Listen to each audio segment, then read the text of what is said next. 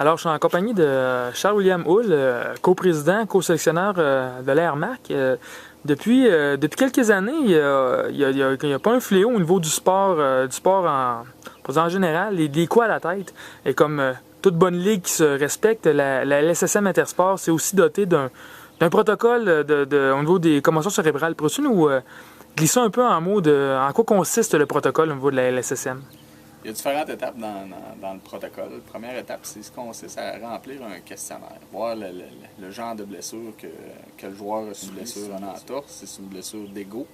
Bien entendu, qu'il y en a plusieurs qui ont des gros égos dans la ligue, donc il faut s'assurer que s'il n'y a pas de blessure à ce niveau-là, par la suite, voir s'il y a commotion cérébrale et si l'accident s'est passé où, si tu es à la maison sur le divan en écoutant la télévision.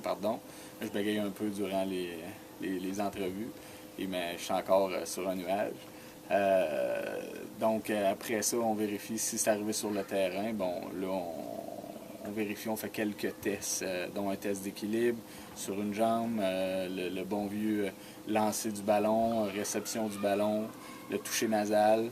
Donc, plusieurs tests. Et bien entendu, on conseille les joueurs d'aller voir son médecin de famille ou l'urgentologue pour voir s'il y a des séquelles à ce moment-là.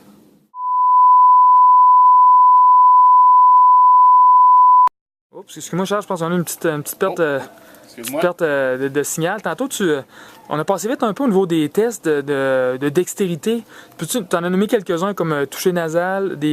Ça consiste en quoi en réalité? Y a-tu c'est-tu vraiment comme une nécessité ou un joueur peut faire fi et reprendre le jeu rapidement? Non, faut que le joueur passe les tests. S'il passe les tests, à ce moment-là, il est admissible à revenir jouer dans la ligue.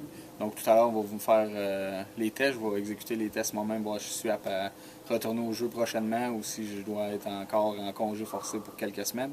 Donc,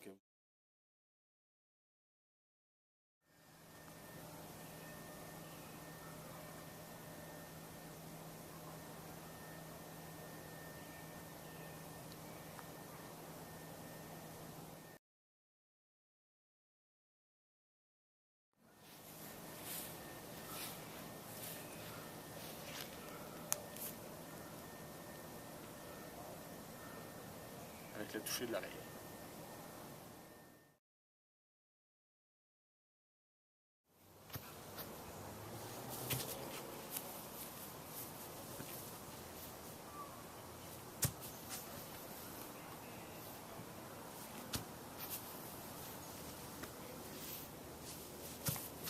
Donc, comme vous avez pu bien regarder les tests, 3 tests quand même relativement difficiles.